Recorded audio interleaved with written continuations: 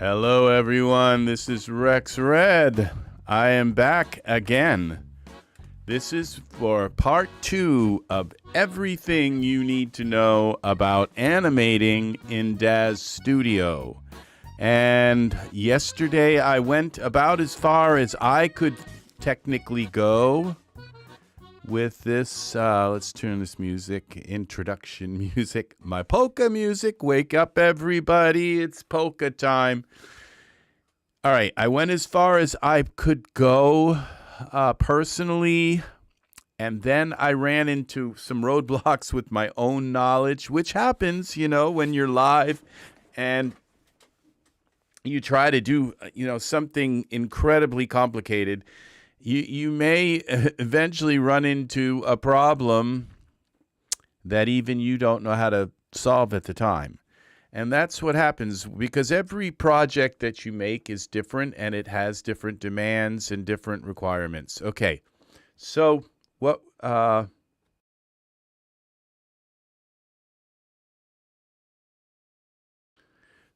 going to do here is I'm going to show you the last a couple of things that I was unable to show you yesterday in Daz Studio, and I have to give Daz Studio a compliment, a pat on the back, because yesterday I kind of implied that it didn't have the functionality. And that's something I have done many times with Daz Studio. From the very beginning, I can't stress the word many. Many times I've thought, well, why can't this stupid program do this? And why can't it do that? And I have been, and I've stood stumped for a long period of time until finally I uncovered, clicked on a certain thing and opened this thing, and I was able to do what I thought Daz Studio wasn't able to do. This program is like, I liken it to like some of the big name games like Diablo 4 and a lot of the games that you play. As you're playing along, you say, oh, and you notice something, and it's like, oh, I can chat with people, and oh, I've got, I can change my wardrobe, and I can change the shape of their face, and oh, I didn't know I could. There was a map. It's like all of a sudden you as you play the game, you find all of this really deep ability with the game. And that's the way Daz Studio is that as you become more proficient with your models and with the things, you find that it does the things that you at first think it doesn't, okay? And that is the case here, where I am animating. Now, what I'm trying to do, I'm going to show you. I rendered this down last night. And this is, let's play some.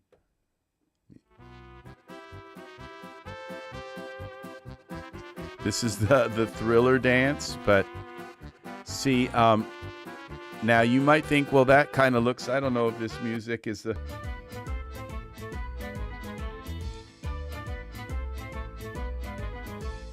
Okay.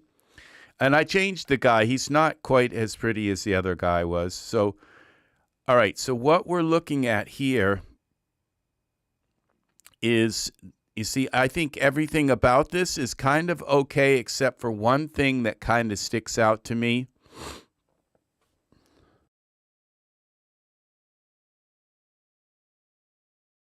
And that is that as he's moving around, his clothing is these shreds, they're just kind of stiff, like there's something wrong, that they're not like cloth, okay?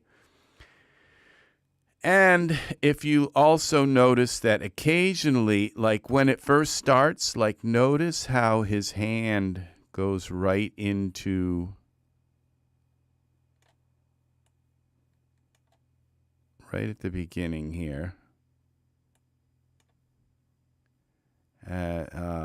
Skip forward. Okay, that's not working. So occasionally there are parts where his hand goes down and touches his pants, okay? You're not sure finding those spots here as it's jerking through this, but there are, okay? And see there, does it touch or doesn't it? And that's the thing, is that, I could probably make this large, and it's so close that, and when it comes to like animating with cloth, you can't leave anything, you can't leave any possibility of it messing with the cloth, okay? So none. I mean, you can't even have it just almost touch it. You cannot have anything but his skin touch the cloth. You can't have anything touch it from the outside during the simulation, okay? And that is what we're going to go and work on here, we're going to work on animating his hands through this this routine, so that any place where his hands look like they get close to the cloth, okay, and actually touch it, like here, okay, it looks like his other hand, maybe even his thumb here, is touching the cloth. We can't have that. We cannot have it touch anywhere, not even for a tiny little micro section. We can. Angus, I am back. I'm back. I think you're going to enjoy this video. We're going deeper into animation, and I'm going to show you the tools that Daz Studio has for animating. Okay, so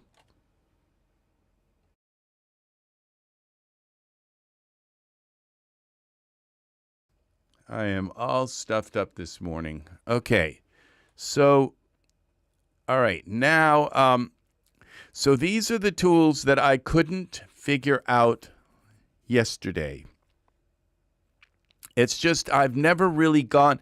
The reason why I've not gone into animation is because my computer, I've always thought, was just too weak to do it, okay? But I am finding that I can do some animations, maybe not full scene animations and all, but these kind of animations where the character's kind of doing some kind of jig and everything, I can do this. You see, like this took about maybe 3 hours to render last night, but I was sleeping. Why not have my computer doing stuff? And you see, this came out okay. It kind of works, and if I put some music to it, even the Michael Jackson Thriller song or whatever, now you notice that spot where it touches his pants, okay? And if you also notice that his shirt is going right through his pants, we can't have that either. So this is an issue, okay? So we're going to fix these issues, and what we're going to do is we're going to animate his pants so that they see this. It's not even hanging on him, okay? His pants, there are problems here with his pants not even hanging on him. So we have to fix this, and let's hope we can, all right? Let's hope that we can animate this so that each frame, every time it switches to a new frame, it does a simulation so that the clothing fits him right. Okay? And I'm not going to make any guarantees. I think in practice I should be able to do this, but I'm not absolutely sure. Okay, so but we're going to learn along the way. All right, so we will minimize this for now. And we're going to go back to here, and now we're going to go into the tools.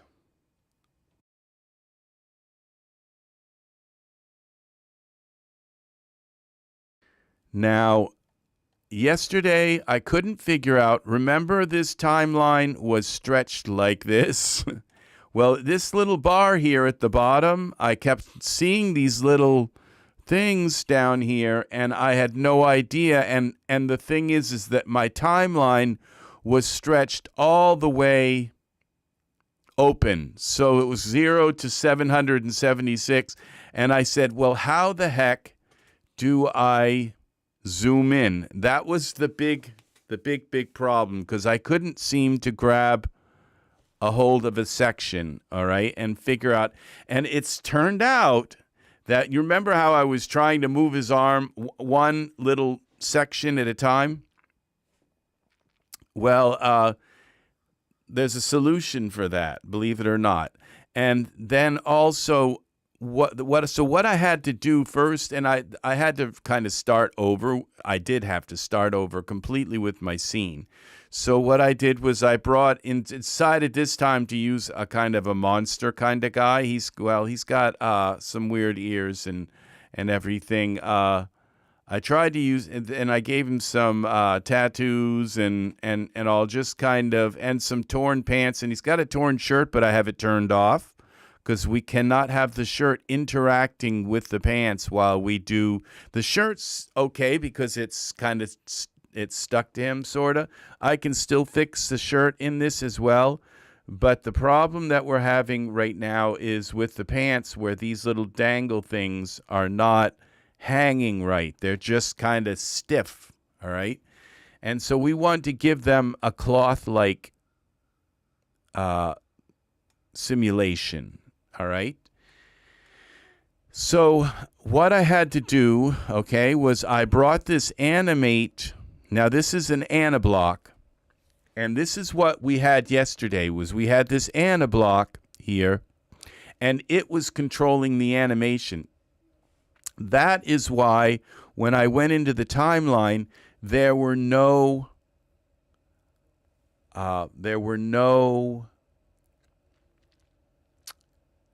keyframes where that was just empty. You remember, it had just these little kind of measurement lines here, and there now you can see these black parts. They're actually keyframes, and so when I go and zoom in on this, you can see, and what this is this part up top tells us that there are keyframes in these tracks, okay? So this track right here would be properties, the hip. I'm not sure exactly which one, but you got right thigh, left thigh. So these, each time you see one of these little notches here, it's a keyframe, and a keyframe is like a holder for a movement, okay? So if his left thigh moves like just a little bit like this, okay, or his hand moves like this, or anything, it moves from here to there, then a keyframe comes in, is put in, and in one frame the keyframe is here, and then the other frame the keyframe is here. If there's no movement, then there's no keyframe. If between frames, if his hand just stays in the same place as each frame goes by, there's no keyframe. But if the hand moves in one keyframe and then moves to another place in another keyframe, the computer figures out the keyframes in between, okay, so that it moves smoothly. So every place you see, as you can see in this area, every place you see, there's a lot of keyframes in this animation, okay, a lot of keyframes. Okay, this animation is loaded with them. And when you see, like, where it says this right thigh, it's more than that, okay? Because in the right thigh, you have the right shin, and then you have the thigh twist, and down into the properties here where you got twist, and then you got the right thigh twist too, and properties, and there are no keyframes for twist of the right thigh at this. So the right thigh doesn't twist in this animation at all.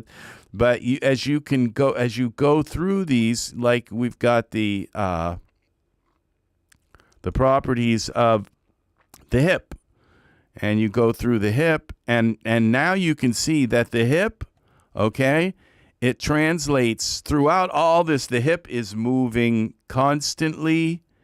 It's got translates X, Y, and Z. And each time that you click on, when you break it down and get deep into like the hips movement on the X, Y, and Z thing, then we go in here, and this shows you that particular. I'm going to if this seems complicated, it's going to become simple, all right, very soon. All right, and so this is how we hone in on a section or a large section. If I want to take and select a large group of these keyframes, then I can grab them. And then I'm going to be moving these keyframes up and down along the X, Y, or Z plane. And I'm going to show you how this works, okay? So what we're going to do is we need to have a little bit of both of these so I can kind of scroll through each one. I need a little more of this. And we can, so we need to see him. We need to have all three of these open here. Okay, so as I go through here, we look and see where is his hand touching. When in this is it touching? It's not touching here, okay? It looks like it is, but look how close his fingers are to touching now. Now this is going to be laying on his leg once we do the claw simulation. So his hand will clear it, but I want to make sure. Okay, so how would we fix this? Well, we'd want to either bend his hand up, which it's not going to work like that, so we got to bend his shoulder up to just move his arm up a little bit like this. Okay, so it's a little further away. So we select the shoulder, and now it says here that I have the left shoulder selected. Well, I know to bend it is to move it up. To twist it would be like to go like this, all right? And to front back would go like this, okay? So to bend it would go up and down, okay? So I know these already in my head. So once I select bend, okay, then I can select a group of these like this, and it is so amazing. Watch what happens, people. Look how that just moves, bends that. See, watch the shoulder up there, and watch what I'm doing. I'm dragging that grouping of keyframes up. You can only move them up or down, but that moves that coordinate of bend on a bunch of them. So now as I move through, his hand is going to be theoretically higher. Now look, we've got another problem here. It looks like this hand might be touching that as well. So I would say we go to this shoulder now, and we do the bend on this shoulder. We grab a bunch of these in here, and we move this hand up like this, okay? And I would say I might have to do something else with the hand here. So let's take and select the hand, right hand, and we're going to bend the right hand a little bit as well. Take a few of these. Up. Bend the right hand up. Now you could do them one by one, but we just want to make sure this hand is not touching his clothing. And now we're over here. We're in another spot. Okay, we got to make sure this. And notice that one little finger there, you see, is touching. So we have to bend this up again. Or I could twist it. Okay, so, oops, Z. Okay, we're going to twist a left upper arm. Okay, we twist this. So we grab a few of these here and twist away like this. Okay, and that moved a whole bunch of them, you see? So that as it goes through, it's going to stay twisted like that. Now I just noticed another spot here. You have to go through the whole animation and make sure whenever his hands get close to those pants that you move them away. All right, now this looks like a tiny piece or something's going here. Let's see what happens here. So this hand has got to be bent up here. So we're going to bend this. We'll go to the bend here. And we're going to grab a few of these. And we're going to bend the hand up. We're moving. We're not allowing this to get anywhere near those pants, okay? So now we move ahead and see what we're doing here. Now looks like we're back down to the, yeah, we are. And so we've got to move, I would say move his abdomen. Okay, so here, his spine. Then we want to bend the spine here, properties, here, bend his spine. Okay, and we're going to come in through here, and we're just going to bend him up a little bit, like this. Okay. And this is so close. Now this part here, this hand, we got to move it back. It's just too close. It's okay. Now we could move the shoulder. Oh, sometimes there's more than one way to do this. I think I've got to move the shoulder back a little bit. So we're gonna go front back. I think it would be back. It would be front back. We'll try a little bit of that. Yeah, see, that works. Now that we have the hand further away, we could bring it in a little bit. Bend this a little bit here. So we go right forearm, bend. Grab a few of these and bend it in a little bit. I might regret doing this, but okay, it looks like we get close again here. So this has got to come up again, the shoulder. So we go now to bend, which is up and down, remember? See, this is much less tedious than bending each one at a time.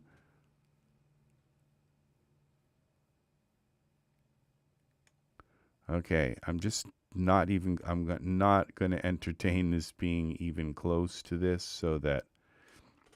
Okay, so what I did here, again, just to go back over this, just to go back a little bit and kind of go through, is I took this aniBlock and I selected the aniBlock and I right-clicked here and it says Bake to Studio Keyframes. And I didn't really know that this is called the Studio. These are the Studio keyframes. Okay, so there were no keyframes here at all. It was this aniBlock, and the aniBlock was running the entire. It's just this one big blob with these keyframes that are all hidden inside of it. They're kind of baked inside of the aniBlock, and you can't get at them.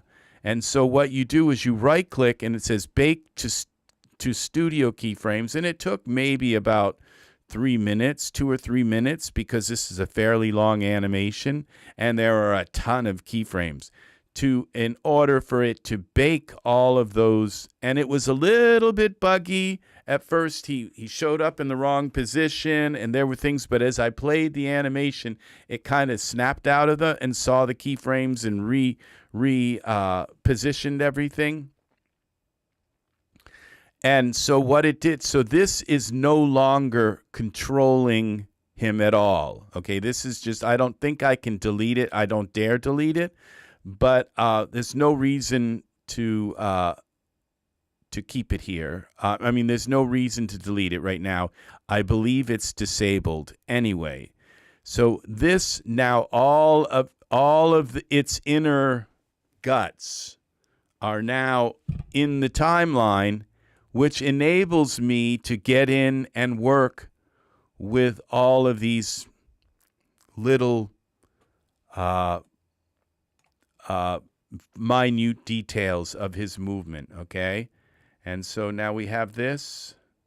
Now this hand looks like it's a little bit close to his pants as well. So we take the shoulder again and bring the shoulder up a little. And so we go bend here, and we can take this hand and just move it up a little bit. Let's just get it right out of the way. Okay, now what have we got here? Okay, we've got this hand in the same problem again. And this is, I think, going to be this case for a while. Okay, so we're going to have to move this shoulder back, not up, but back, okay? And so we go now with the shoulder front back. We grab a few of these like this.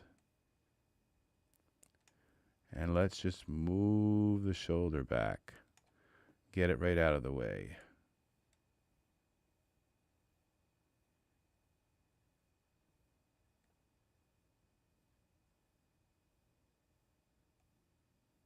Okay, so we're going to make sure we go back far enough to make sure. Like I said, we can't let this touch this at all, okay?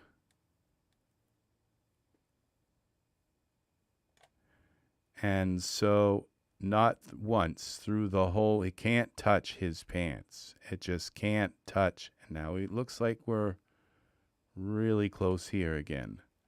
So what would be the motion to move his arm up? I guess to move, we could twist it, twist the shoulder blade. So let's go here to twist.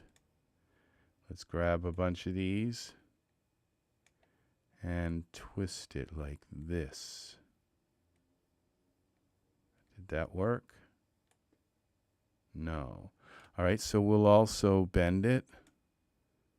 So we'll grab a few of these like that. Bend it up. Okay.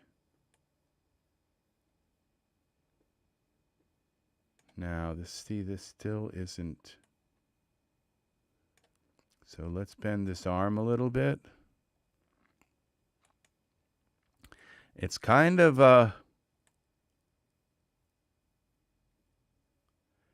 it's kind of a insane kind of process of minutely moving him around and all. Now we got this again. We're back here with this problem again. And so we've got to move this shoulder back. All right, back, bend. Z, I think I messed up. Z. What did I just do?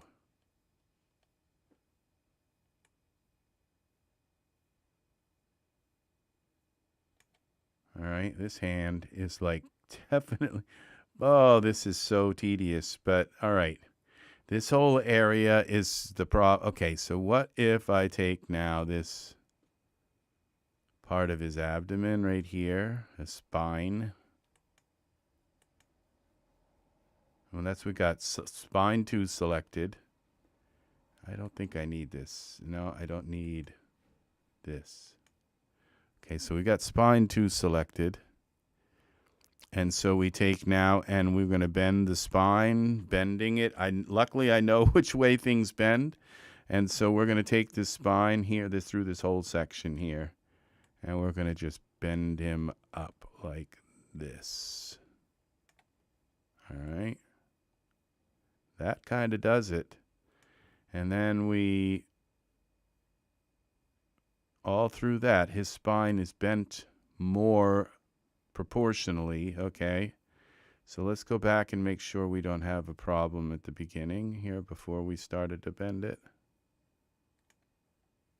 Okay. This seems okay. I could actually bring this arm down, but that's okay. We're going to leave it like that. Okay, how about here? All right, I think we're good. Okay, so we just fixed another whole section by just working with his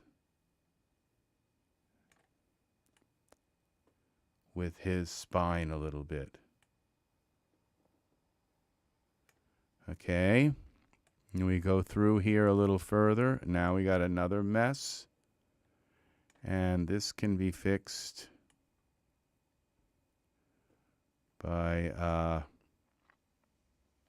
I think we could work with his spine again, even though we can just continue on bending the spine a little bit more proportionally. So let's bring this down. Okay. How about a little more in this? Okay, a little more here. Let's just get those hands right out of... it's sometimes a little bit... There we go.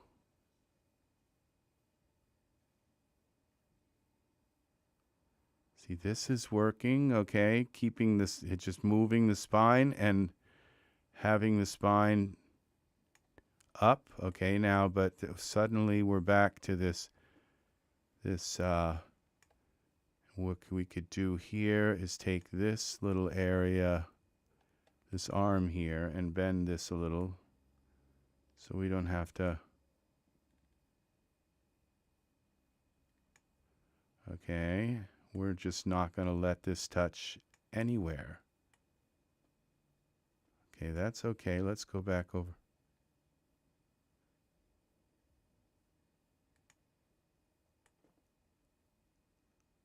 Okay, I think we're okay here.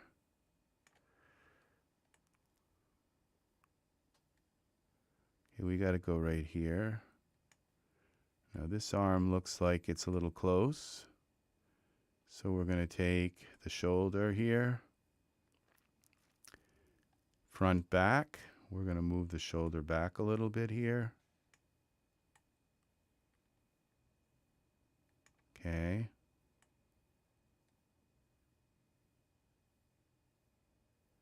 See, these are very gradual kind of motions, so they're not...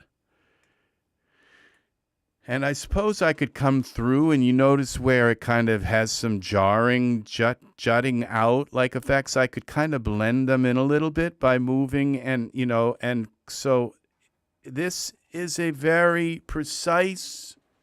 This program allows you to do some and look, this is the end of our animation right there. So we're gonna, I think we're close to done here.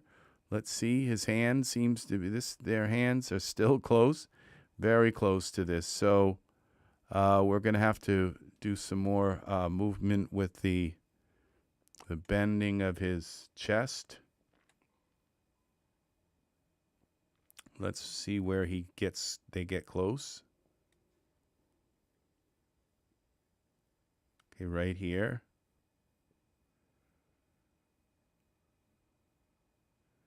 Right there is where it seems to get. Let's move him back a little bit. There we go. And now we have that kind of fixed. And that section, okay, there was a little part where his hand does something weird here. Does that get close again? Yes, it does. But we'll fix that by bending his, I think this will go front back here.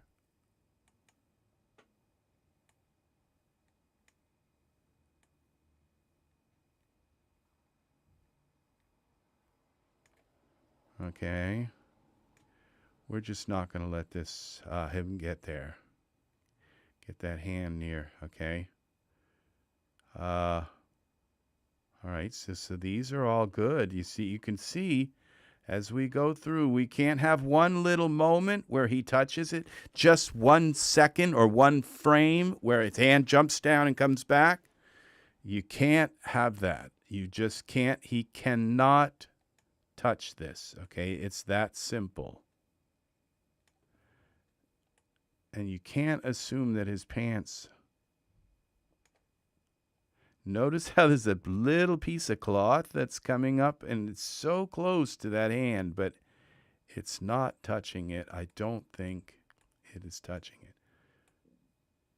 So, and then we're going to do a cloth simulation, okay, where each frame, the computer has to hang the cloth, and then the next frame, it has to hang it again, so that the cloth moves with his gravity. At each frame, the gravity cloth hangs.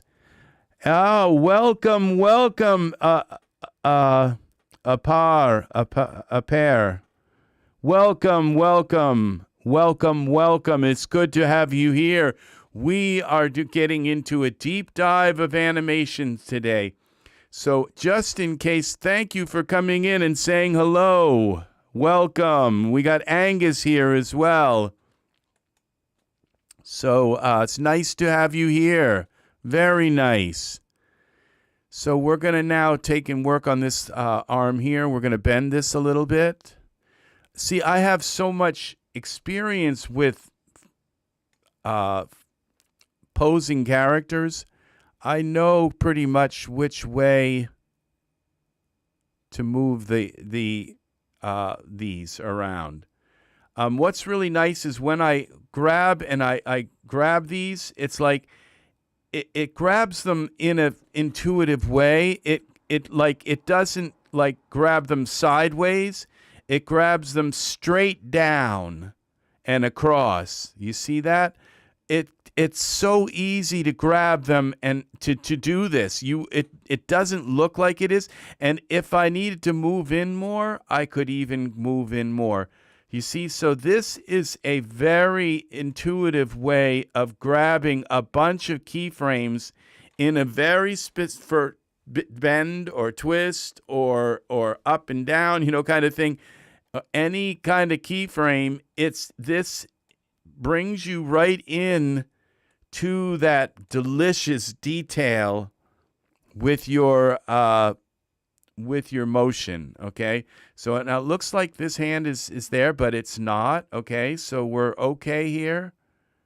Okay here. Now his hands are completely out of the... Oh, he's moved around on us. His hand could go through his leg. You just have to watch all this stuff. And this hand's come back down. Look at that. See? Big problem here, okay?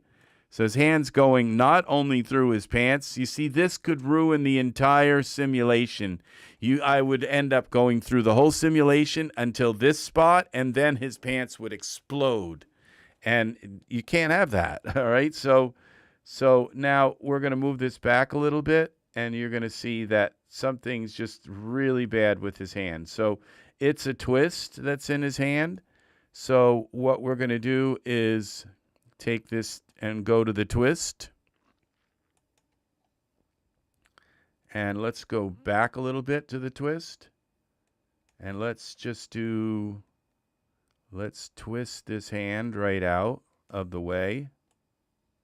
Okay, now if we go back, make sure that see, so the twist, we come in.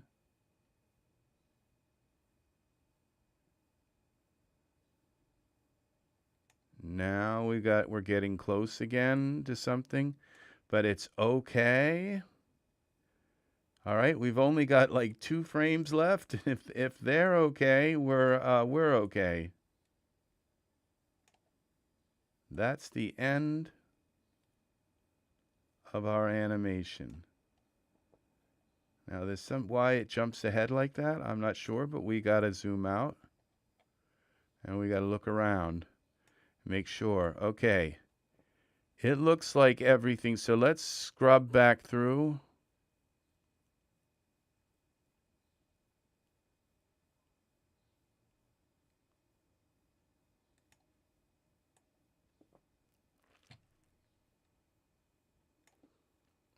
Okay.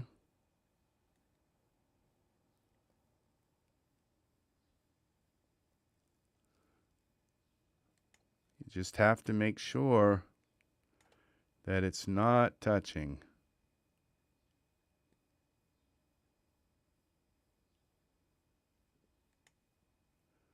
Now, I think I went through these and made sure, but you can see it can't touch at all. Now, this is bad. This looks like we missed this spot, but it's really not. But it looks like his thumb might be touching. So we're going to go here and we're going to move his spine a little bit, bend it back. Now we have this spine bend. We're just working on that. And let's bend his... Okay, let's go like this. This way. I never know which way is the right way, but one of them is. Okay, so we're now out of the woods on that one. Okay, let's double check. See, so this works. And we go back now, because we are going to do a simulation on his pants. Thank you, N Cherry. This is a lot of keyframes. Luckily, Daz lets us dig into them in a very precise and methodical way. Not sure what I was doing there, but let's see if I messed that up. Because when I scrolled, they seemed to hold in place, which was not expected. Let's see the other hand. What's the other hand doing? Okay, it's out of the way. So yeah, it's because this Mixamo, that was one thing I kind of marveled at, is that these Mixamo animations really oh, thank you very much for the like. Thank you. I assume that was you and Cherry. Thank you very, very much. I appreciate this very much. So we are now moving this along here, and just to make sure now, and then we're going to do a cloth simulation with the pants. Now I'll show you what this video looks like before I did the editing. Okay, we'll rewind it. Back to, nope, that's another guy. Let's go ahead to this one, I guess. Next video. All right.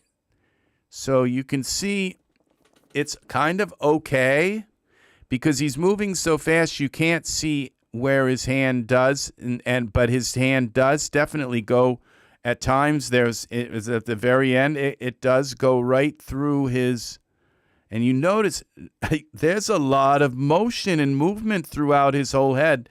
And I thought it would be nice maybe to add some other aniBlocks to so his mouth is moving and maybe his eyes are blinking through. Occasionally his eyes blink, just that kind of thing. There's a possibility of us going further into part 3 of this, okay? But the problem that's here is this cloth simulation, where you can see the cloth is just kind of hanging and it's stiff. That's what I'm hoping I can fix. I may not be able to fix it. These pants are not dForce, but I added dForce to them. And the thing is he's also got a shirt.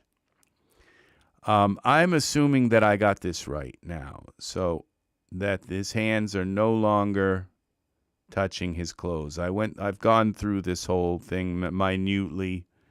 Now there's a possibility I missed a spot, but let's see. Let's double check and make sure. Let's just go through this a little bit now. So we learned how to zoom out on the animation thing here. So it looks like we've got it. His hands cannot intersect the cloth, or these pants will blow up. They won't blow up as long as and now this bend right here, I'm hoping that's not a problem. You see where it's kind of bending the cloth together, where the cloth is intersecting with itself. Now that could be a problem as well. The cloth, so we're going to, but luckily this animation starts, we'll see what happens. And the worst case scenario is I just won't be able to do this, or I might be able to do the cloth in a few frames here and there. I don't know. I might be able to simulate a few frames. I'm not sure. We're going to see, okay? But it looks like I've got all of this done. Now, this one right here, this frame here. Now, notice this one part. Now, all it takes is one part where his hand, look how close that is. So we're going to take and fix this by changing his abdomen a little bit here. So we'll go into the abdomen. We're going to bend the abdomen. Where are we? We're right here. We'll bend the abdomen back a little bit, just to get his hands a little further away from his. There we go. Now it looks like this hand. See this? It's the same thing. So we'll take this. We'll go to here and bend this abdomen back a little. All right, and what about, okay, it's not hitting there. Let's see. Let's move it ahead a little bit. We cannot let the hand contact with the pants. What it'll do if it does contact with the pants, even just for a moment, it will stick to the pants. And then when the hand moves away, it will pull the pants with it. Okay? And that is not what we want. Okay? So if it touches, see, look at this. Now this hand is definitely touching the pants. So we've got to twist this hand out a little bit. So we're going to take this little section here, and we're going to twist this hand out. All right. See, if I'd left this, if I hadn't gone back through and checked it again, that hand definitely went right through the pants. It would have stuck to the pants. And the thing about this simulation of these pants is this is a pretty long video. It's got to simulate each frame. So this is a long simulation. I don't want it to mess up halfway through. So it looks like we're okay here. Now let's check this here and make sure. Okay, that's okay. So as we go back, that's okay. Now this is a whole different, now his hands are up in the air. We don't care about that because they're far away from the animation. Let's move it, go down here. Now this is a whole section where his hands go up. And that's all, oh, there we go. We got something wrong here. In this section here, it looks like something, but no, they're far enough away.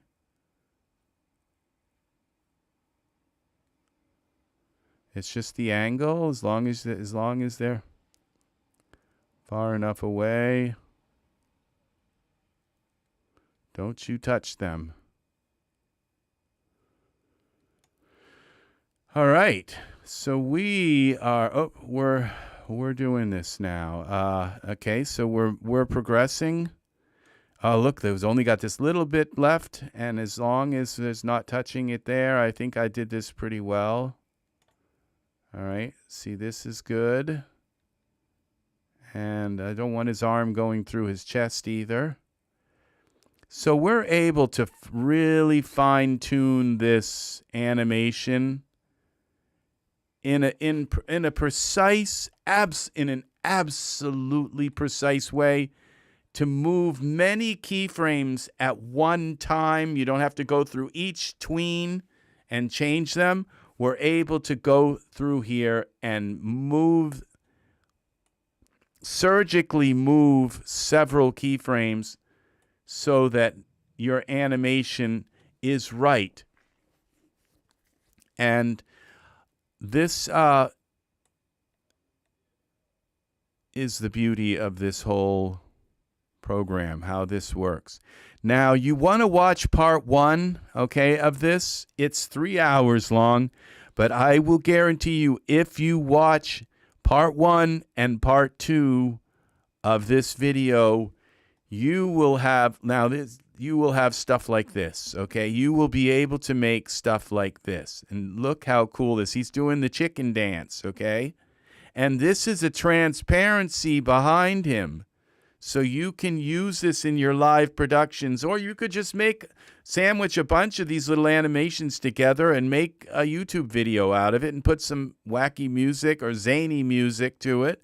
And now look at the quality of him, okay?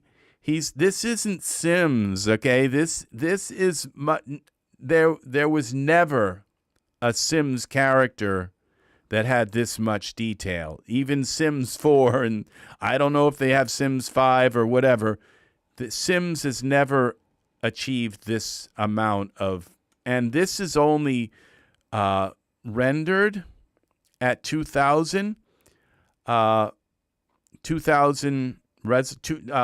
it's rendered in HD, not 4K. But if I rendered this, and this was only 142 frames, and I rendered them at 1,000 iterations each. So if I had rendered it at 2,000 and gone up to like 3K maybe or something, this would be so sharp. And the thing is you just change a few numbers. My animation is already done. This is all, and look how this shoulder harness, I didn't have to do any kind of animating on the shoulder harness at all. It just attached in the right spots so that when he moved around. And his pants, I didn't have to do any dForce simulation on his pants at all. It's just, this is what happened. So and I got these animations. I show you where I get these animations on Mixamo.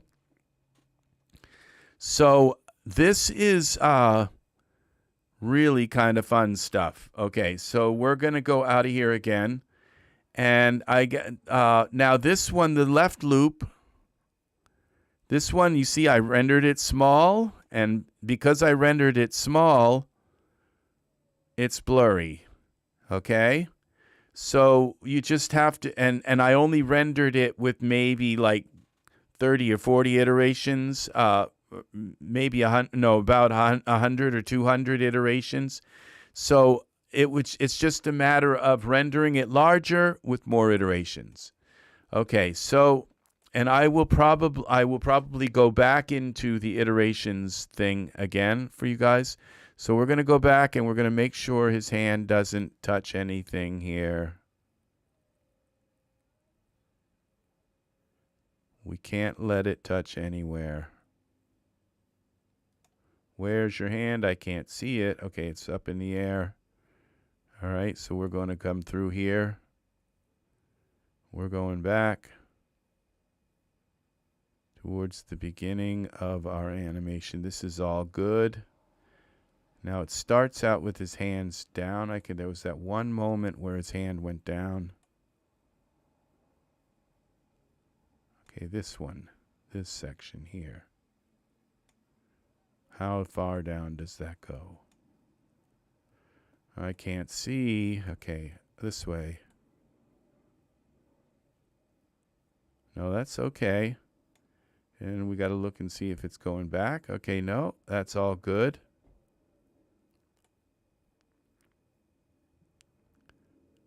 And it's down again through there. But how far in? Okay. So a little bit.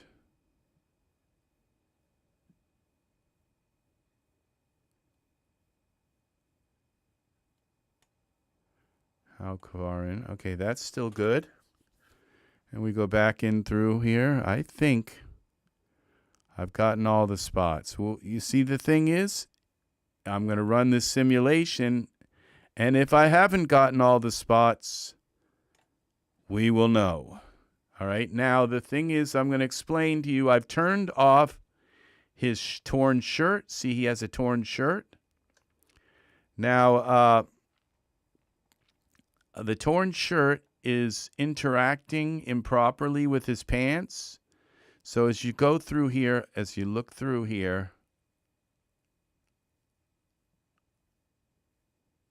the thing is, the torn shirt is touching his pants. Nothing can touch his pants.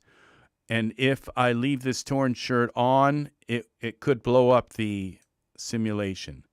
So we're going to turn the torn shirt off so that, and I did have to put I had to up the sub D smoothing level of the pants so that they had a more geometry, so that they fit the body a little bit better. Okay.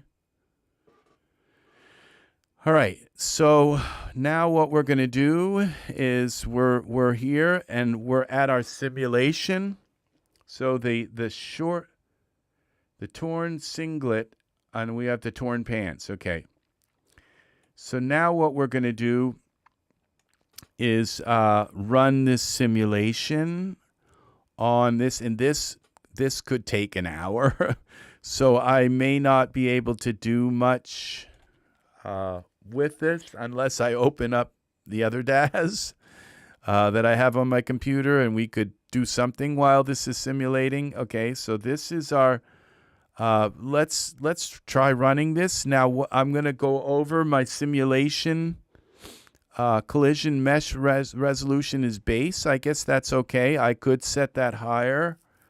Now this figure is not, I don't think he is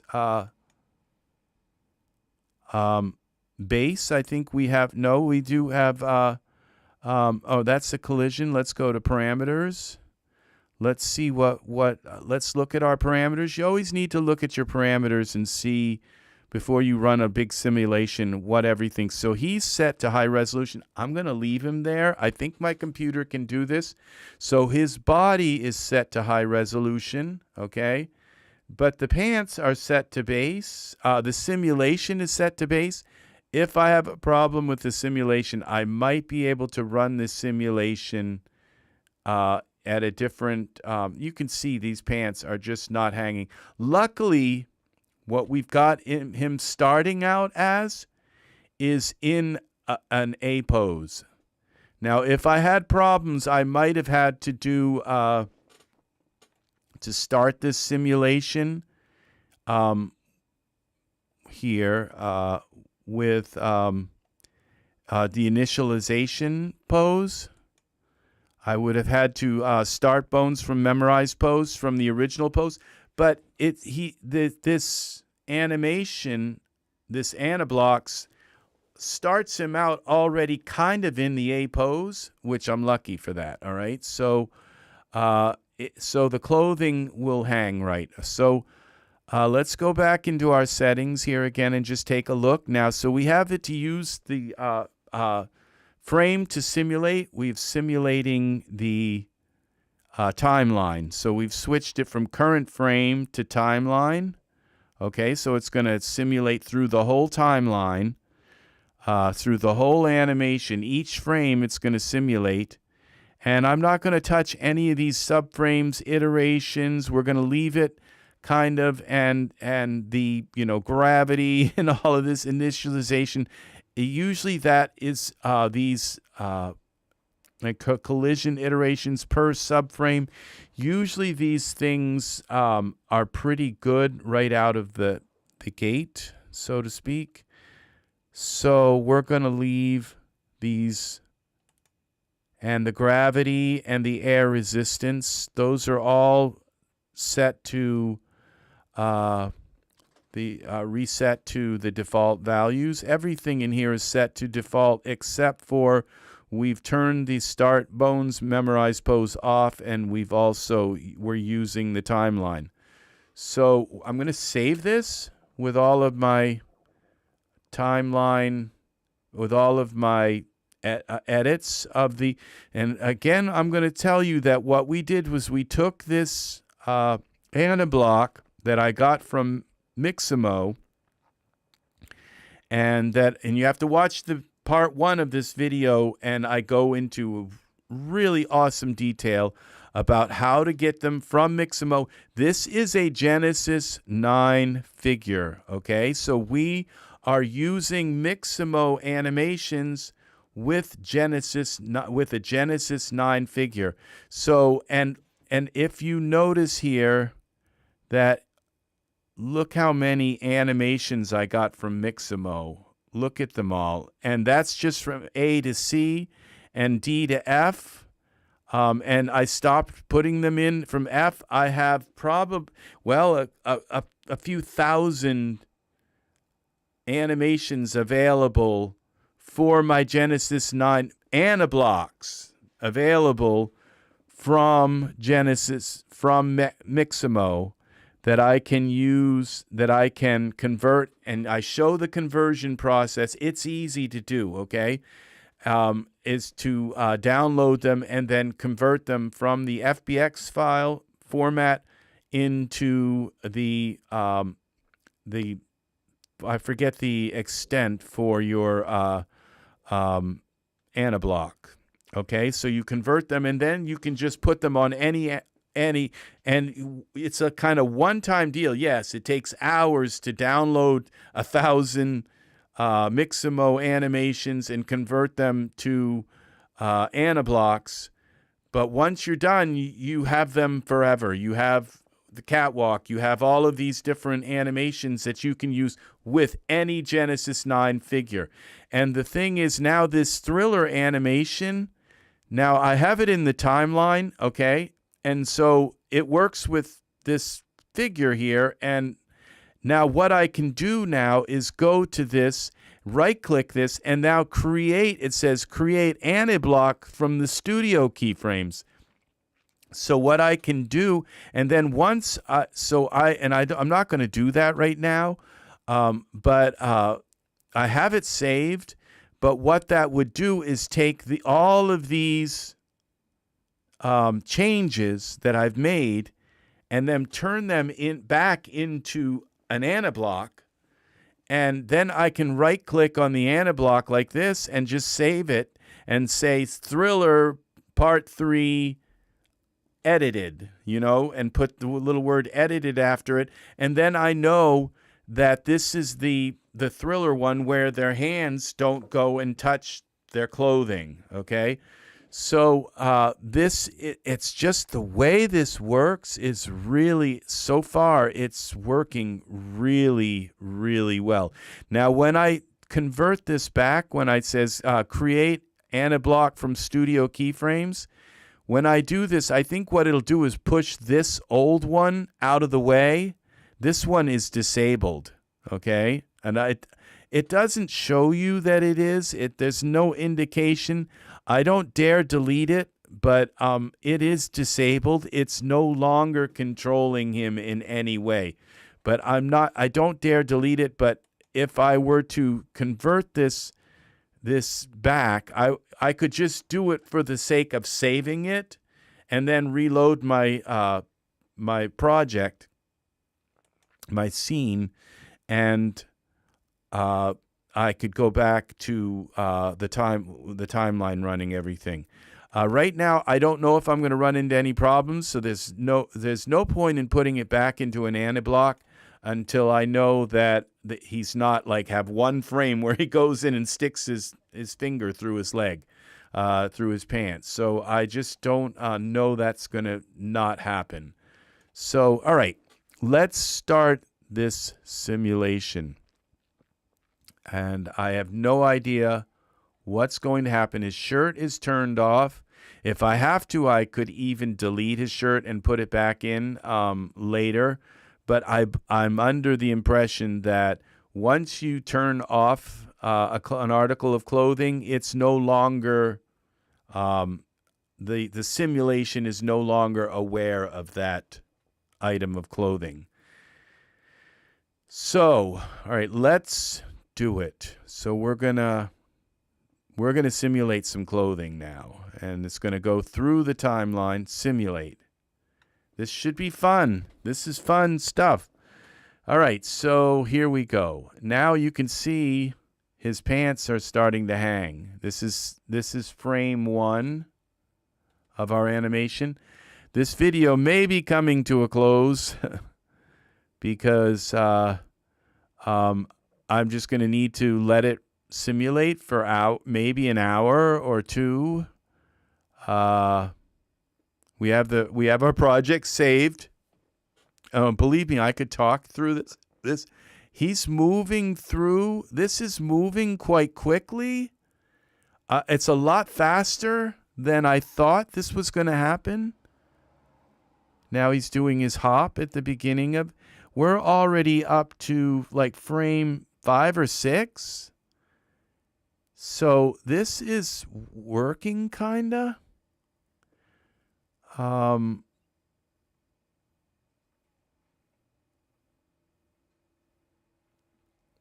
And this should be a testament to people who think that you have to buy, only store-bought dForce. Look at how this is whipping up a little bit here.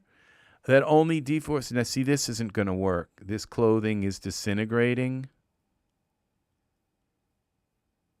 So this particular clothing is disintegrating. So I may not be able to use this. We'll see.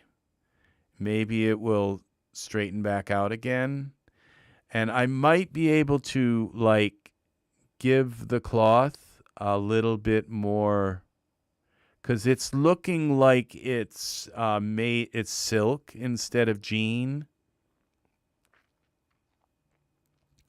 Now, I don't know a lot about how to fix this. I usually just like push the simulate and it usually works. But this doesn't look like it's going to work. But it's kind of going through the simulation pretty quickly. So I think what I've got to do is give the cloth a little bit more thickness.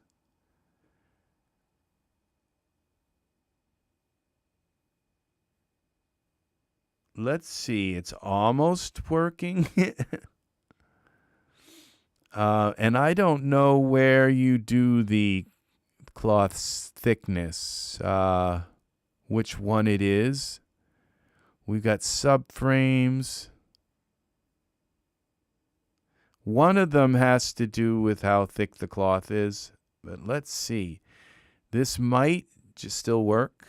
It looks like it's doing kind of okay. At first, these are little shreds of cloth, and he's doing quite a little dance there. And if you're going to have clothing that does like explode on you, it's going to be something that you converted from dForce into dForce that was not originally dForce, because a lot of that stuff is kind of fixed by the person who made the clothing. So we're going to see how this works. At least the cloth is moving, and it's not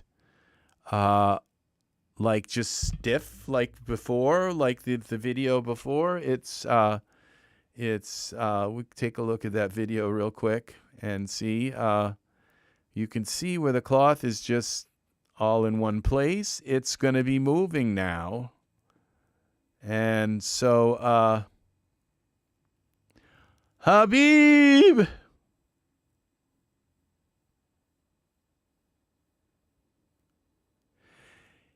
Oh no! 10 hours of simulating. Oh no!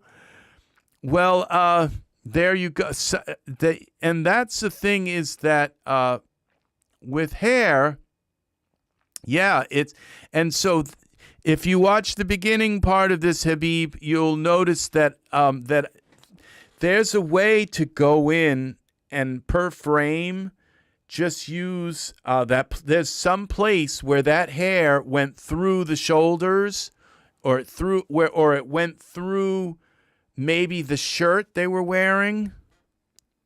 Yeah, that would be terrible. So there's a place where that cloth went through something, where the hair went through something. And sometimes it's the ears. And what you could do is you could turn the ears off during the simulation, turn body parts off, or just turn like from the neck down off.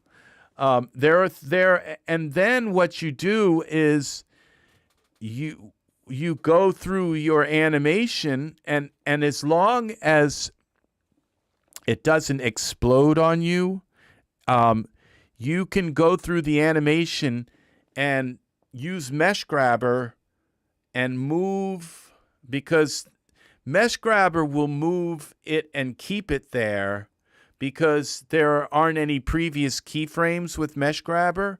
So Mesh Grabber will move the hair where you kind of want it, and it'll stay there through the next frames, even though it's still moving. And you can come in through here and mess with the animation of it. This looks like it's working, okay? Now, it looks like it's kind of going through his leg a little bit, but it looks like this is working. We've got 6 minutes. We're 6 minutes. And in 6 minutes, it's already done like 60 frames. So this, theoretically, as long as he doesn't touch, all it's going to take is his hands getting down there and touching his pants once. Just one touch. And what'll probably happen is if his finger touches the pants will stick to his finger, and when he pulls his hand away, it will stretch this big long line of pants out, or it could explode. So either way, we could now see his hands getting pretty close right there. So we're going to find out if I did my work. No, see, I moved it. He got it close, but no, not quite close enough to. So I moved it out of the way. So we just escaped that little close call. That's as close a call as I want to get with this. So this looks nice. Every time you see every frame, the pants are moving. Look at this. It's laying around. So these pants are not like Genesis. If you go to like with a Genesis 3 clothing, they're much harder to do a simulation on than it's funny. We all get excited with these simulations. It's like, ooh, a simulation. So, but Genesis 3, some of it's okay, but anything below Genesis 3 and even a lot of Genesis 3 clothing, they just don't have the geometry in them to do a simulation. But these are Genesis 8 pants, so they kind of came later in the Genesis 8, not the early part of Genesis 8. So these pants have a little bit more.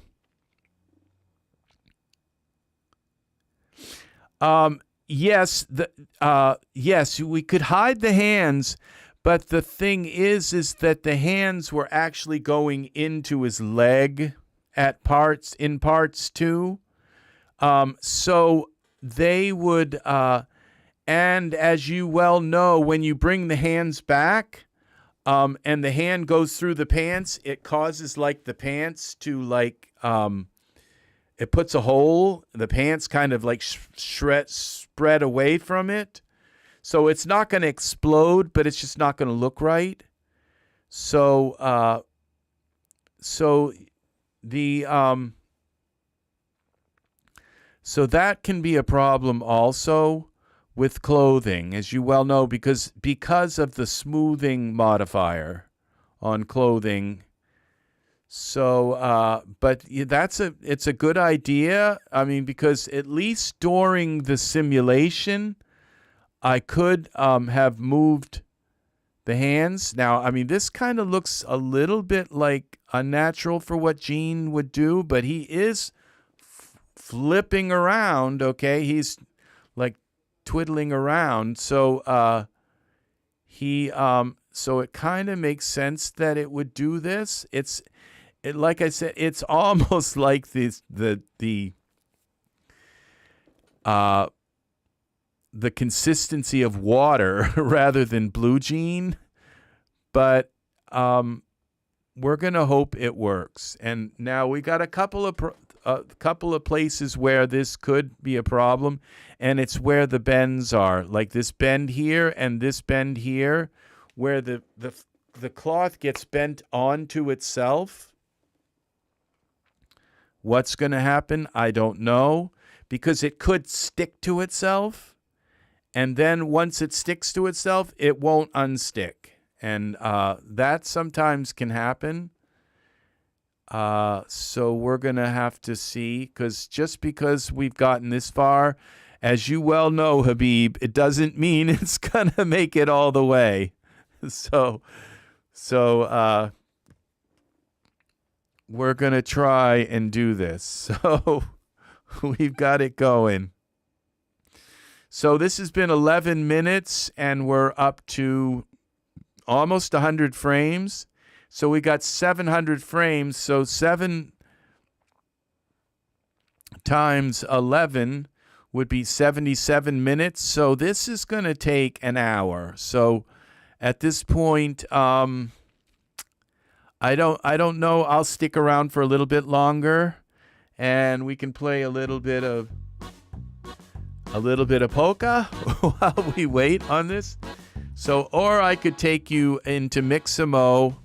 All right, and so I'll go back over some of the things so that maybe recap what I did. Okay, in order to prime your Genesis 9 figure so it will load in Mixamo, and let's go to Mixamo here.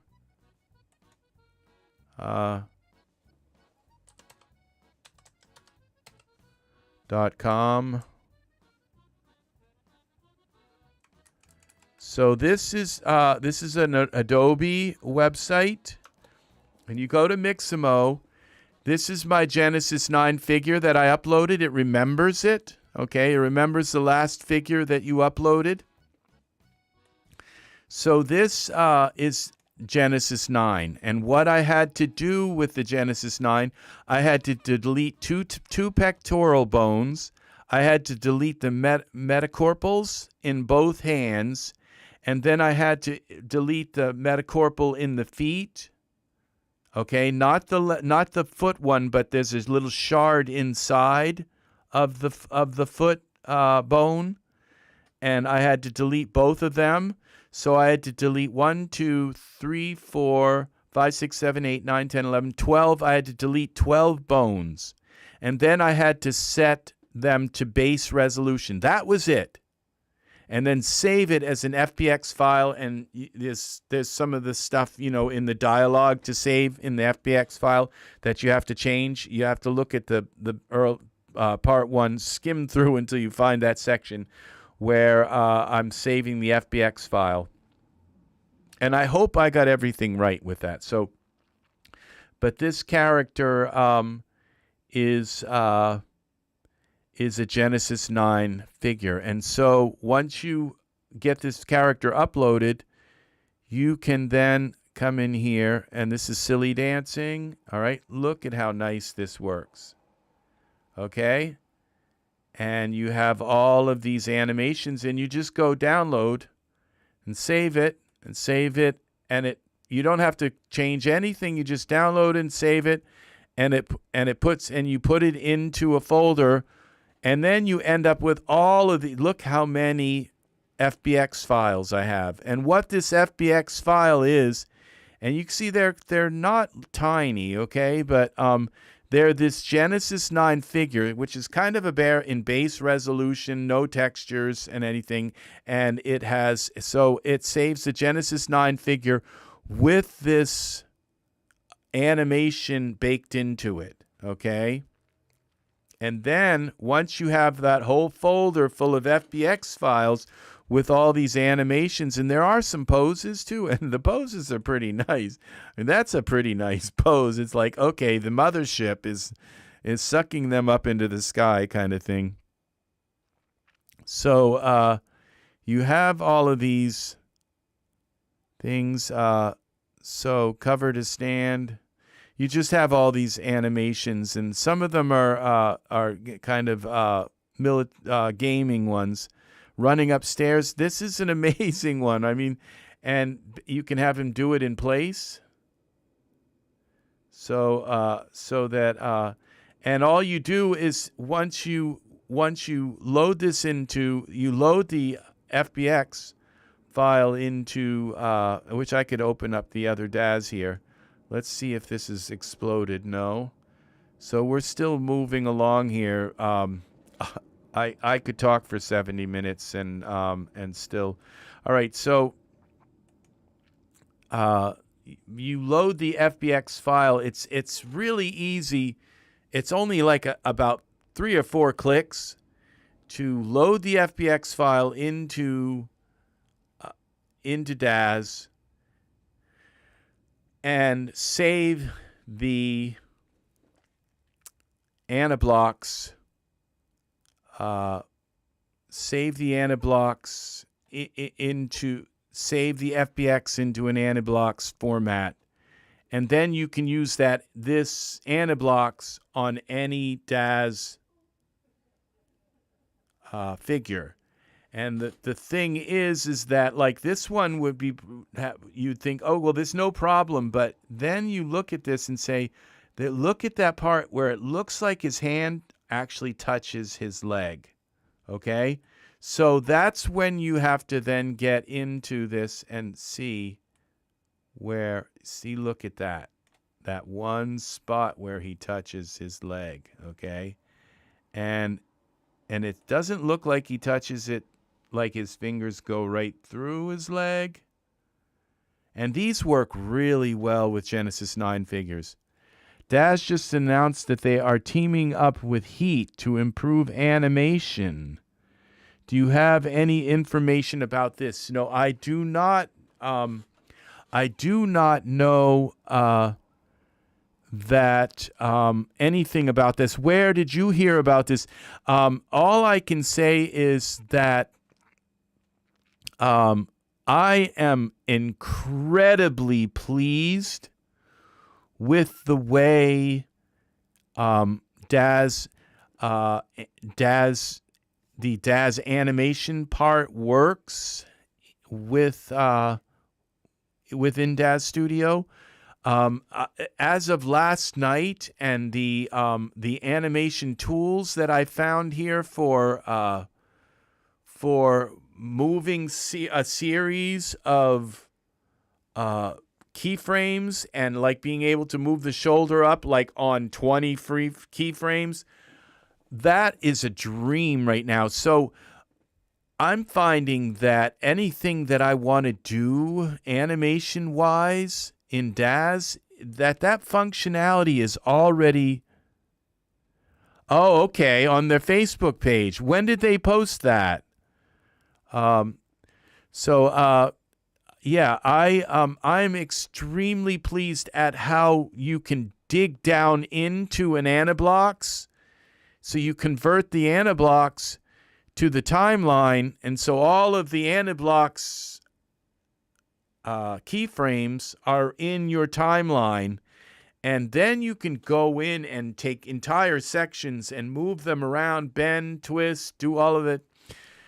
So I am really pleased with the way this works. Now, is there anything that I've encountered that in my animation journey that I have had problems with. And I can say so far it's clean sailing, so that when, because yesterday I was thinking, there's got to be some reason why I don't see a lot of animations on YouTube of Daz characters. They don't B-roll like where somebody's surprised and it's like, oh, that's a Daz character. I know that character. I don't see people, content creators, using Daz figures for little kind of jigs. Like all of a sudden you just see, because this is a transparency. And so this guy could just come in and be like down in the corner when somebody says, yay, or some gamer or whatever. I don't see people using these, okay? And the thing is they're so expressive. This is a little chicken dance, okay? I mean, they're so expressive that you could just have this pop in, and this is a transparency, so he would just dance along the scene. And, I could also put him in like a dance and in an atmosphere as well, and have like a little kind of square. It doesn't have to be a transparency, and it could be in an entire scene. And this animation is only 142. This is HD, so this is it's 2,000 pixels across. So this animation only took about 20 minutes to render on my computer. So, and for 100, and it's a fairly good size animation. It's 4 seconds long. And for 20 minutes. So, what's striking about it is I don't see any, other than the fact that he doesn't blink maybe, and I keep his mouth closed.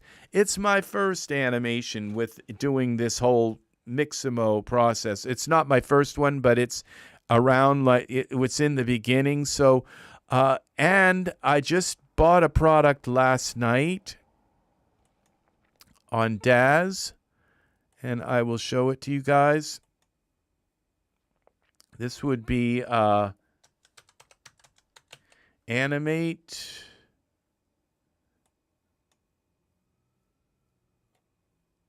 And hide items that I own. Okay, it's in here somewhere.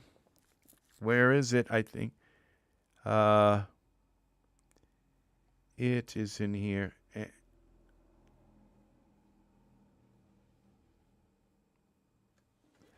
All right, okay, there's an expressions.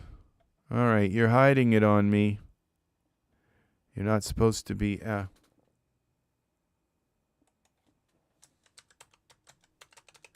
Animation, let's try that.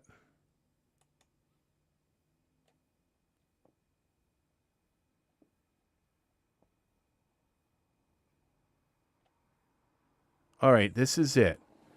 Expressions and face aniBlocks for Genesis 9. Now it's on sale. It wasn't on sale yesterday, but it's on sale now.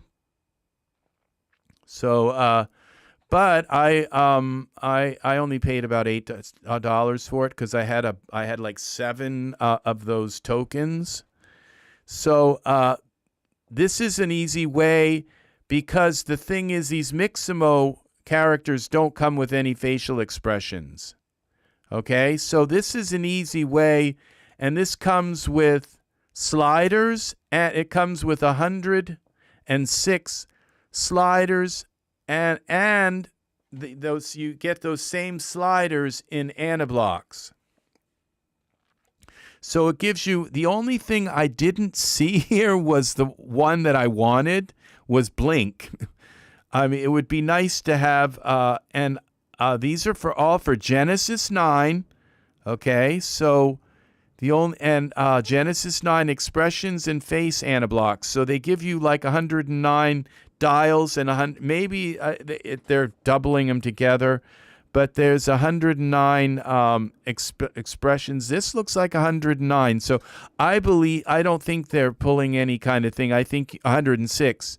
custom facial expression sliders with icons and 106 facial. So they're not messing with you. You get 106 aniBlocks and 106 sliders. Now these sliders will make your figure load a little bit slower, but they won't slow your figure down unless you actually engage one of them. If you engage a whole bunch of them, that's something to be kind of, but it gives you oops, it gives you ouch, it gives you painful, it gives peaceful smiles. It gives you all kinds of different holding their breath, like kind of thing. So,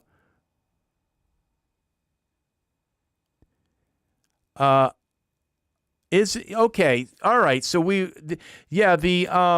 it would give you the slider, Habib. The blink is included. It gives you the slider, but I don't believe it would give you the aniBlock. There's like no aniBlocks that come with Genesis 9.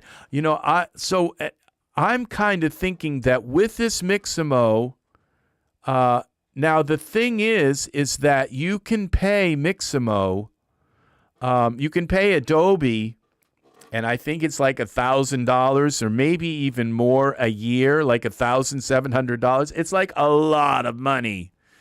But if you pay them a subscription for a year, you get access to like 22,000 animations like these. So, or more than that. I'm not sure where that was that I saw it. But what I did was I Googled and I said, where do I get more Mixamo animations? And it took me to this Adobe page, which says these are all free, and this is 96 times 26. Echo, what's 96 times 26? 96 times 26 is 2,496. By the way, you have a new notification. Echo, no, stop. Okay, so this is 2,000, like 400. I forget what he just said, but this is 2,400 free animations that will work with your Genesis. So you got page 1 to page 26, and there's 96 per page. Okay, so this is, look at this. You get a kiss. I mean, this is really nice. Let's see what this. Oh, this is where they're holding and kissing. Okay, I wonder if I've got this one saved. This is Thriller Part 3. So this is where they're holding and kissing. So this is actually an interactive one where, okay, so I have this, but I might not have this one. So we'll do, there's a couple of kiss ones. No, we'll go to kiss 2 maybe.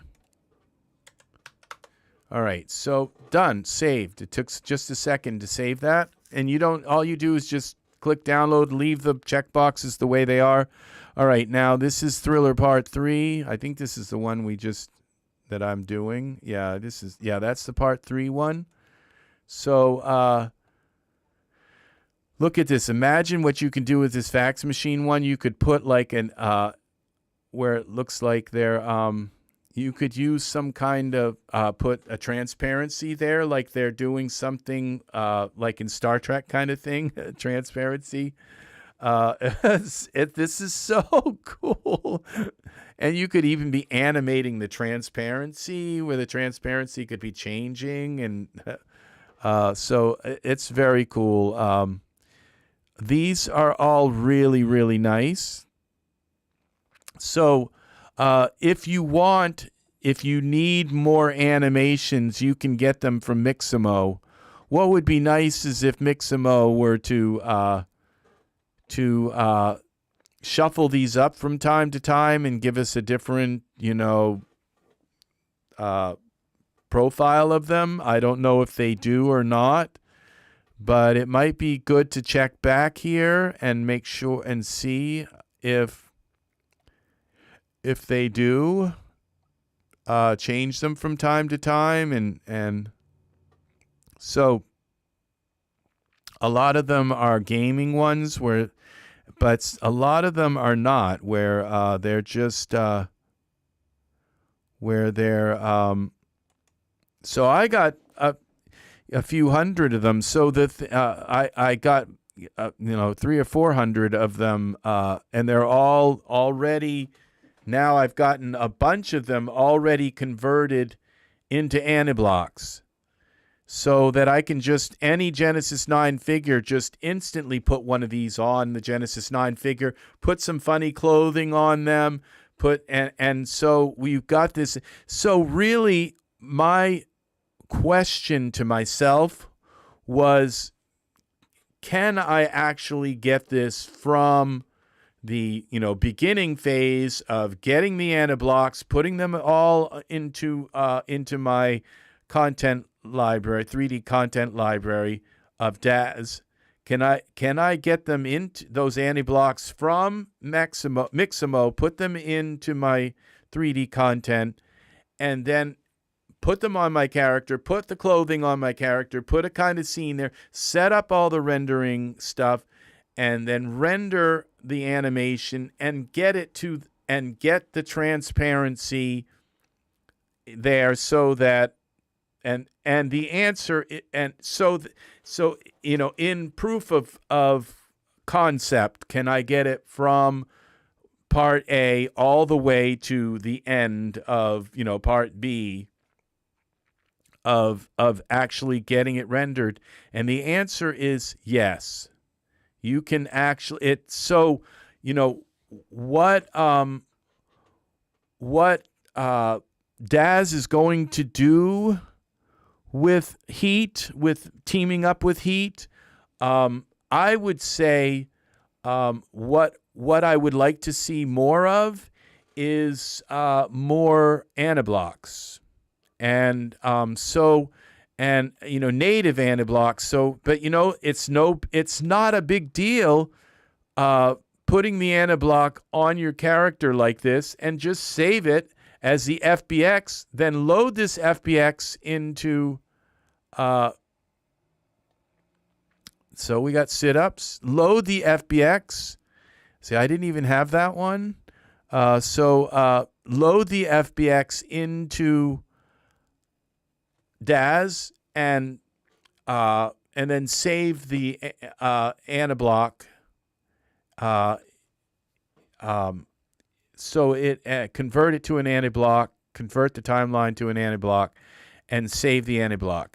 So this, that's not a big process. I thought it was going to be like, well, now that I've got to have saved all of these Genesis 9 into FBX, it's going to be this big process of converting it, one by one by one into aniBlocks, and it's not a big process, and you only have to do it once, and then you've got hundreds of aniBlocks. Well, you've got thousands of aniBlocks.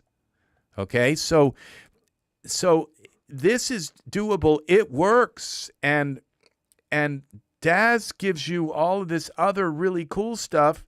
So far, our clothing is still going. It hasn't exploded on me. So dForce is working with this animation. It's working. So, and I had to give him some really funny, because, of course, orcs, they're very careful to put their hair up in a perfect little bun like that. So they do groom themselves. So it's a little bit of a kind of the giving him that little bun hair is kind of my sense of humor. So arm space, would that fit the hand problem? The option of character arm space. You mean like resizing the arm, or arm? You see the hand. I'm not sure what hand problem you're talking about, because you mean of going through the clothing. You have to watch what I did, because Habib, you came in kind of a little bit late. But what I did was, I just, when went into I converted, see, the aniBlocks, I converted the aniBlock to my timeline. So it took all of those keyframes out of the aniBlock and put them in the timeline and then disabled the aniBlock. That's what you can do in Daz, is you can take an aniBlock and convert it so that the timeline is running your character and their movements rather than the aniBlock. So that's what I did first in this whole thing, was I converted the aniBlock to my timeline. And then at that point, when the hand, then you go in, and Daz allows you to go and select a whole sequence of keyframes and move them up or down, and that moves up like the bend or the rotation. Oh, okay, the character arm space, would that fit the hand problem?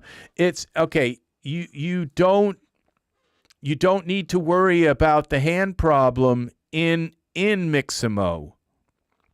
You just bring them into Daz, and see, this is what kind of got me started on this, because I was watching a YouTube video and somebody said it's like they said, some really incredibly smart, there were a lot of really smart, this was a fairly recent video. I don't know what it was, and I don't know who it was, but they said that first they thought, oh, I want to take and do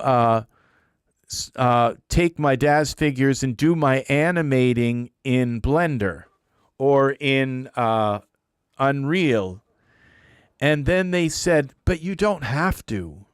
In fact, you shouldn't. They said, because the Daz animation tools, like the timeline and the Daz animation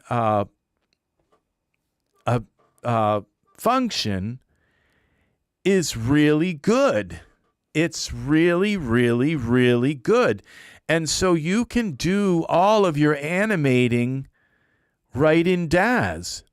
And all of a sudden, a light bulb went off in my head. And it was like, yeah, because I've got dForce right there. I've got iRay. I've got all of my models and all of my scene stuff and my HDRIs and all of that stuff already in Daz. Why would I take all that into Blender to animate, unless the animation aspect of Daz was somewhat inferior, and and it probably is inferior. But when you add to Blender's animation ability, but when you add the fact that you've got dForce natively in Daz, you've got your all of your props and scene and stuff, you've got this amazing HDRI environment and lighting kind of thing all in Daz, and you've got Echo stop. You've got all of these. I got to go water. Echo's telling me to water my plants. So you've got all of these. You've got, and the thing is that you've got PBR textures in Daz. My experience of bringing Daz figures into Blender, they don't look as good as because it changes the PBR. It leaves out some of the textures when you convert it. It leaves out some of the shine things and some of the layers of textures.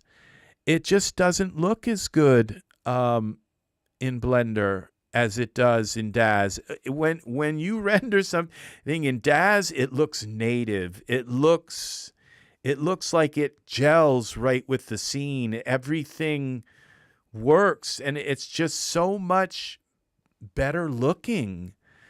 So so there were on many levels, I came to the conclusion that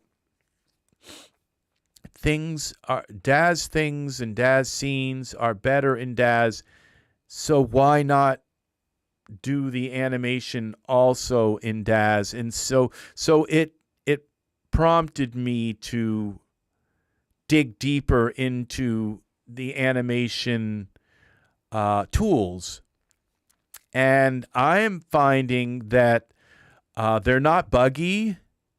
Yeah, I did have Daz crash on me once, but I'm dealing with a file with close to probably 10,000 keyframes, to move every joint and every finger, and I'm even thinking of adding some more to. Now, if you'll notice, there is a bone. It's a hip, the hip bone.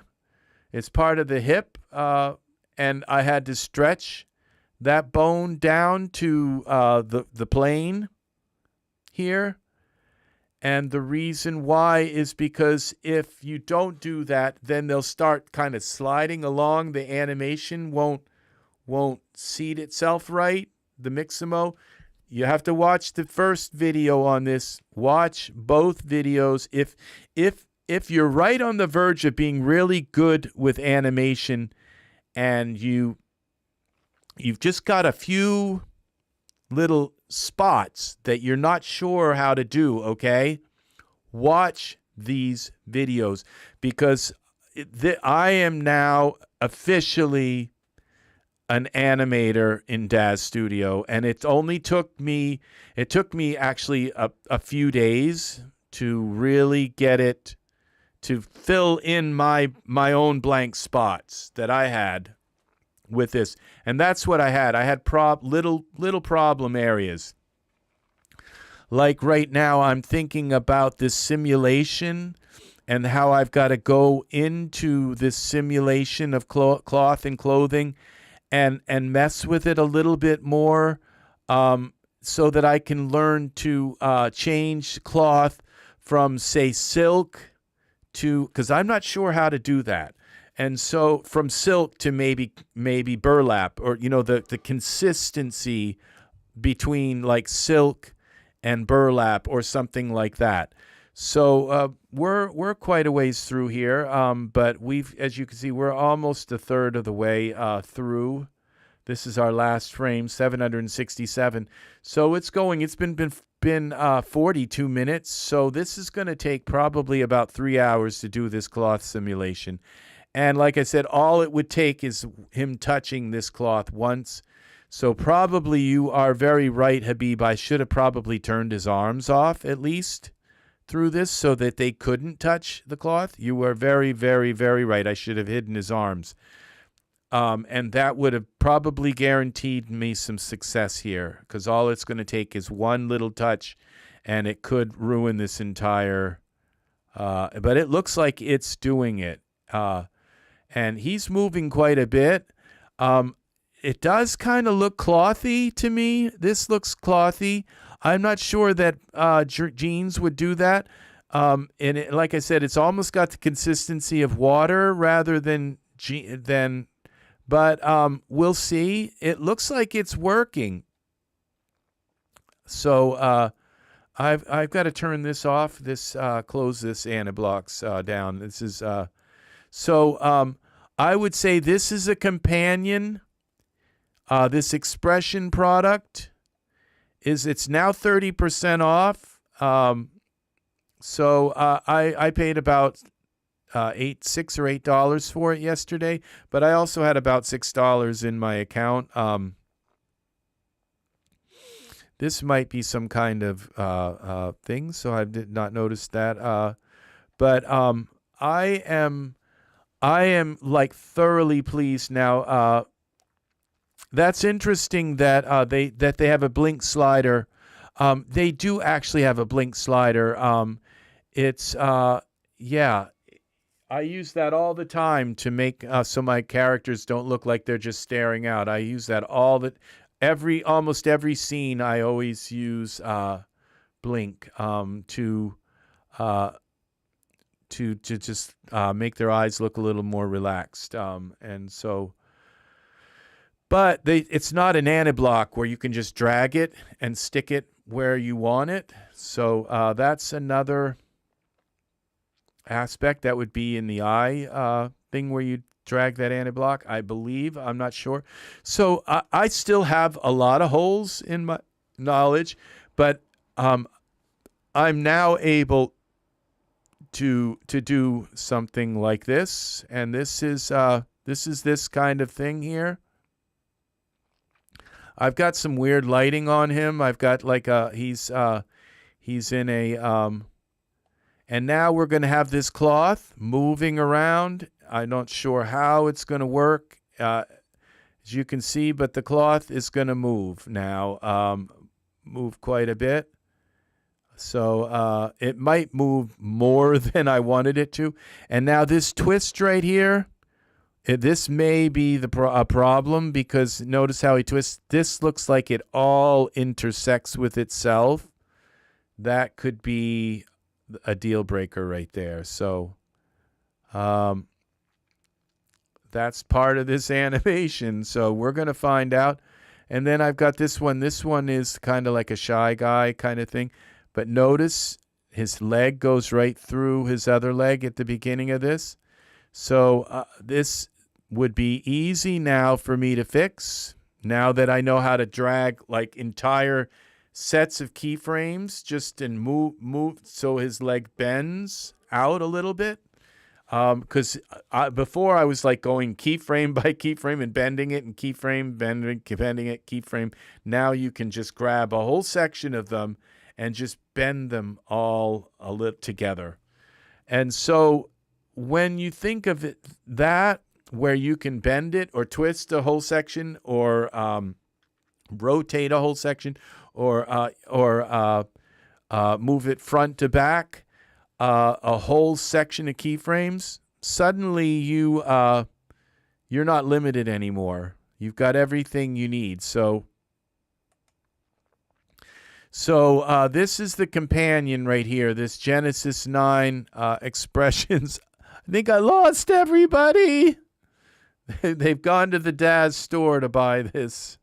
That's what I do, is I say, oh, this is at the Daz store, and then everybody leaves and goes searching the Daz store. But this gives you all of your expressions for your aniBlocks for Genesis 9. It gives you dials and expressions for Genesis 9. So I think we are done here. So I want to thank everybody for coming in. This is going to probably conclude this animation. I might come in and do some more, have just for fun kind of thing where we work on some more animations. If I learn anything really groundbreaking with animating, I may come in and give you guys some more tutorials on animation and all. But at this point, I think we're now it looks like this part of his leg has kind of gone over here. What can happen is it can start sticking to itself and then become a mess. And this may not work.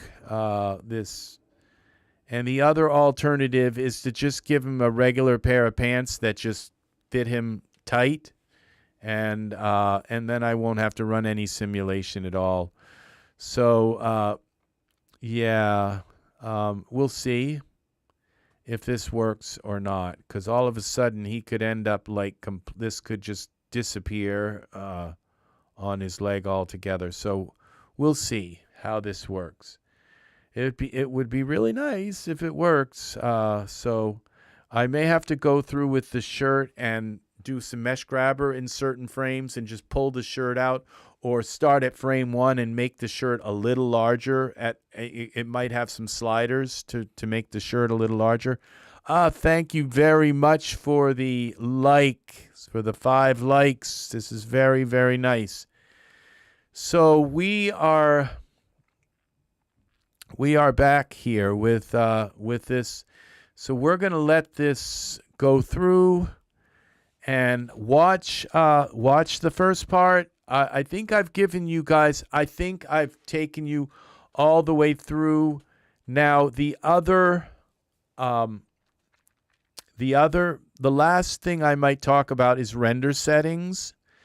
And you want to set, I've been setting the time, render, the resolution, render resolution, where you turn off the high resolution. Let's open this up so I can talk intelligently about this. We have a new beta that just came out yesterday. So there's a new Daz beta. So I'm wondering when they're going to come out with Daz Studio 5. And all right, so we're here, and we go into render settings, and we go to general. Now, I wouldn't render. If you have a very powerful graphics card, if you got 700 frames. I would say 2,000 is probably the highest I would go for your either width or height in your. But unless you really want to render all night and get something in 4K, that's up to you. Okay, but even at 2,000, you can end up with an all night kind of thing. This other animation's it takes 3 or 4 hours to render at 2,000, which is what I rendered that at. Now you want to change this to your image series and then tell it where you want to put the images, which would be, and which kind. I would render them as PNG files so that it keeps the transparency if you have a transparency. And then I would, then you select the path, and it was going to put them in the render library. I would select this to go to your own folder, and then create the folder name. Open this up, and maybe on your desktop or somewhere create a folder where it can put all of the images. And then you have to use Photoshop. Well, there are probably other programs to do, but you use Photoshop and you select the image series, and it will piece them all together into a video, and you save them as a H264, 246 or something like that, as an MP4, and you set the settings there in Photoshop on how you want to render it down into a movie. Basically, your eyes are going to tell you if it's right. Okay, so if it loses quality, then from your single images, if they lose quality, then, or if you have any kind of problem, you might have to go back and re-render. So now for these progressive render settings, now what I do is you turn render quality off. So you turn this off you're rendering your animation, just turn that off. Get all this right out of the way and just turn that off. Now the maximum seconds, I would go at about 30 seconds. It's not going to use that because it will get done. The iterations, it should be able to do 30. It all depends. Maybe go 40 or 50 seconds for maximum time. So there's enough time for it to do the amount of samples. Now these are your iterations, these maximum samples. So you turn this off, you set that to maybe 50, okay? But it won't reach that 50 seconds, okay? Not per frame, okay? So, and then you set the amount of iterations. And I've found that for a good-looking video, you need to have about 1,000 iterations, okay? So 1,500, and it comes out a little blurry, okay? So I would go at 1,000, but it's up to you on how defined you want it to, how sharp you want each image to be. but it's would probably reach 1,000 iterations before it hits 50 seconds. So, and then it will go on to the next frame. So it'll do these iterations, and and this is your upper limit to say, well, if it only hits 700 before it hits 50 seconds, then stop it. So, but if it hits 1,000, then your maximum time is good. So you don't want it to cut off the 1,000 samples. So that's pretty much it for setting this up here. We go back into here, and so you set your width and height of, and like I said, I like it to be at least I like this to be set at 2,000. So it's 2,000, and 16 by 9. Maybe frame your animation in. You don't need to have that wide of a frame if the animation is all in one little place. If they're dancing or running across the scene or something, then you have to have something really wide, but it doesn't have to be incredibly tall. So because it's going to be a transparency in some cases, so they're just going to be a person running across in front, and having your, you'd load it in OBS Studio or something like that, so that they can just run by the scene and use your Stream Deck to execute that video. So this is all. Now I might be doing something on that. I might be doing a video because that's the next step, is to take these transparency videos and start utilizing them in my live streams. Okay, so that's the next step, and I might be one of the first people to be doing some of this stuff. I'm not the first person to use Daz Studios in live streams. Some of them have them set on timers and all, but I think I'm going to use my Stream Deck to have them come up. Okay, so all right, this is going to do it for me. Thank you very much for watching, and I will see you in the next video. We're going to be doing our simulation here. We can close this Daz down, and it's so far so good. It looks like it's okay. It doesn't look like it's bunching up here. So thank you very much for watching. Have a wonderful day today. Much love, and I hope you like the change that I did with the keyboard. I think it's more intuitive. I had to flip it upside down and flip it across, but now it seems as though this is kind of more natural of what you would expect for watching, so viewing. All right, thank you very much. Take care. RexRed, please like, subscribe, click the bell for notifications. Leave comments if you have any questions. If you get stuck or stumped on something, you can leave a comment and ask me a question. I will read it and I will respond to your questions.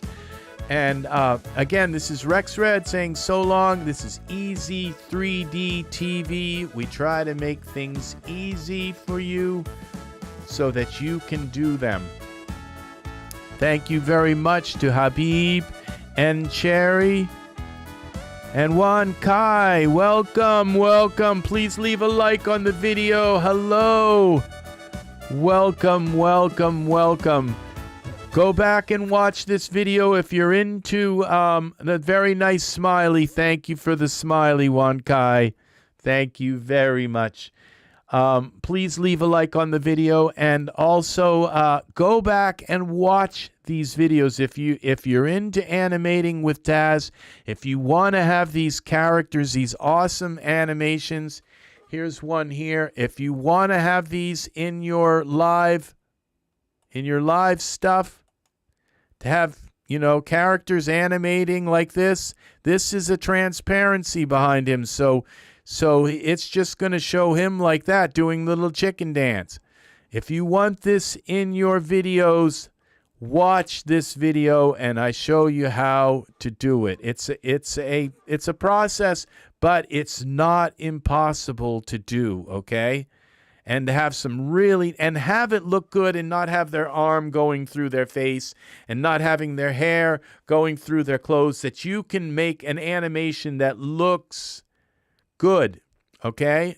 And that's the thing, is that you can make an animation look really good, okay? And that's what we're talking about here, okay? Take care. I will see you again soon. Have a lovely, lovely day. Please leave a like on my video. Go back and watch this, okay? I've got to go now.